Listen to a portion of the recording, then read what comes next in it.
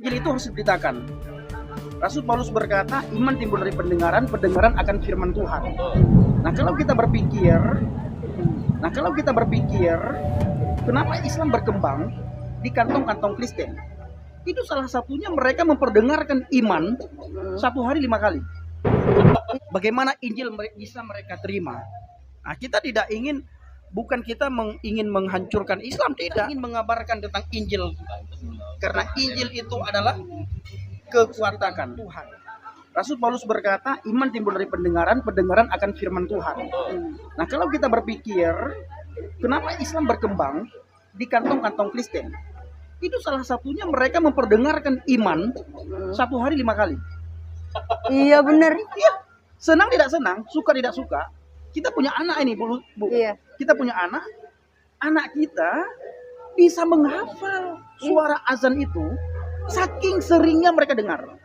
Pertanyaannya, apakah kita yang mendengar suara mereka? Apakah kita yang mendengar suara mereka itu kita marah? Tidak akan marah. Kenapa? Karena mereka bukan menceritakan kepada kita, bukan mengabarkan kepada kita. Pak, mereka mengabarkan kepada dunia. Nah, siapapun orang yang ada di dunia, hendaklah siapa yang punya telinga, hendaklah dia mendengar. Iya.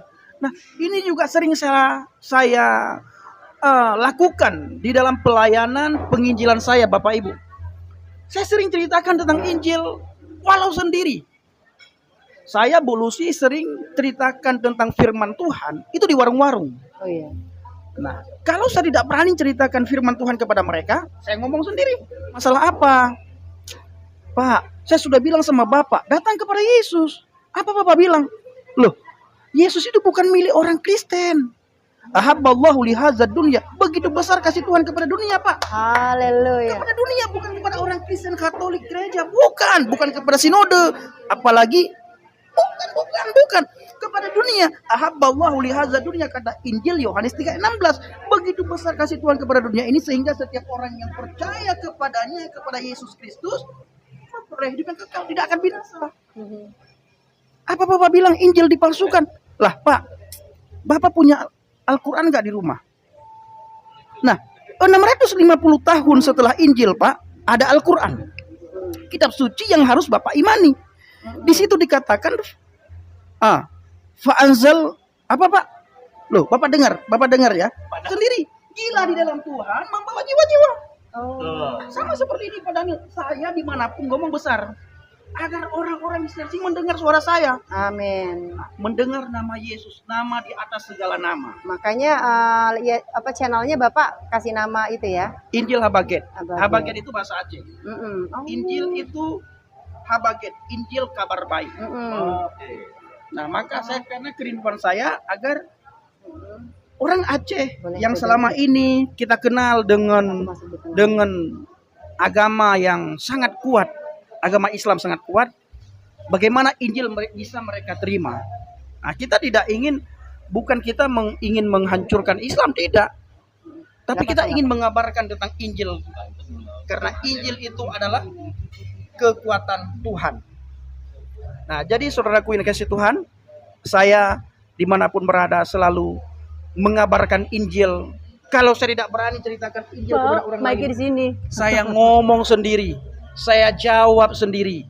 Gila sendiri. Tidak boleh gila sama orang lain, tapi gila di dalam Tuhan, membawa jiwa-jiwa. Haleluya. Ada pertanyaan?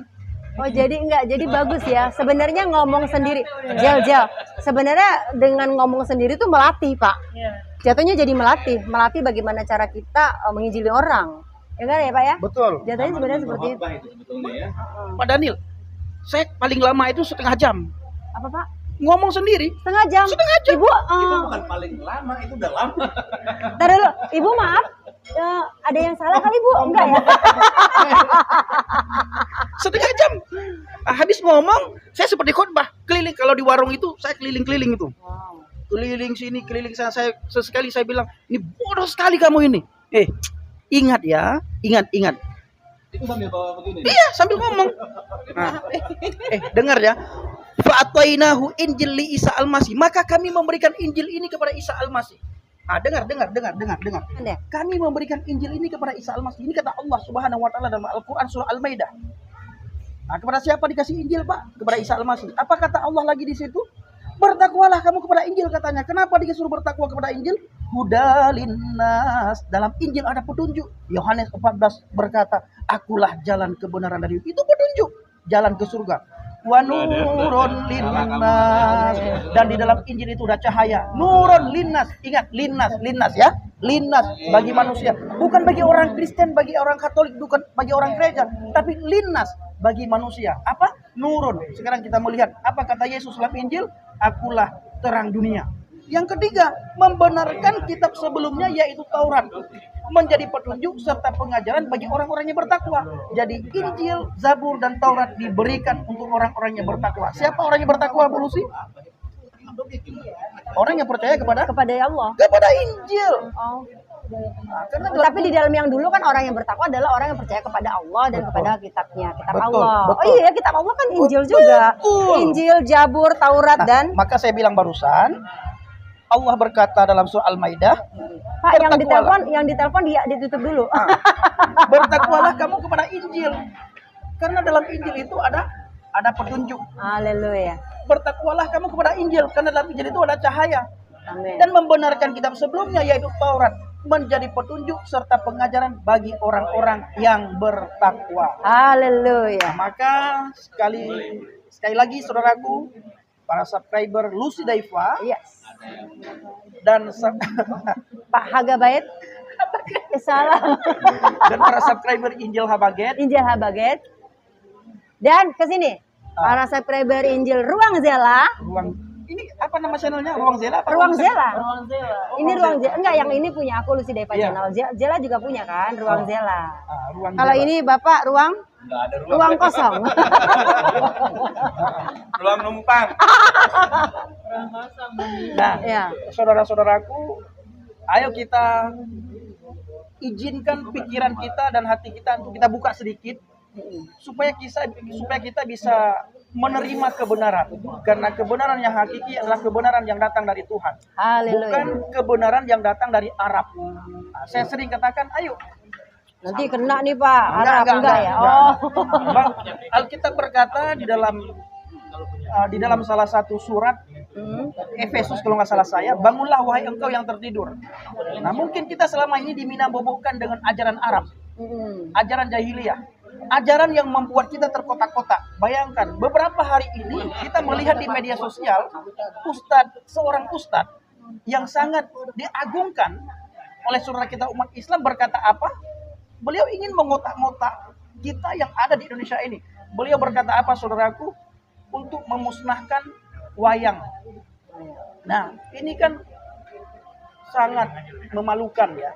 Nah, akhirnya beliau malu sendiri dan saat ini beliau minta maaf. Selalu ujungnya ke situ.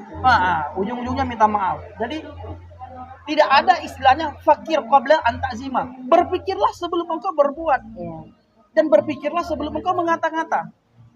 Fakir qabla an ta'zima. Berpikirlah sebelum engkau melakukan sesuatu. Berpikirlah sebelum engkau melangkah. Berpikirlah sebelum engkau ceramah, khotbah. Terima kasih. Tuhan Yesus memberkati. Oke guys, terima kasih banyak. Demikian tadi bincang-bincang kita bersama teman-teman Murtadin ya. Masih bersama Ruang Zela, juga ada Nika. Ke situ dong. Hai Nika. Ada Bane. Bane enggak lah, itu kan Ana. Ya, oke, sampai di sini dulu. Ada itu yang megang, ada gereja YouTube. Nikah kok nggak pernah. Udah tadi, Pak. Ya, kita akan ketemu lagi nanti. Tuhan Yesus memberkati. See you. Bye bye. Jadi yang sponsori hari ini gereja YouTube dong. Iya, tahu dong. Betul itu, betul.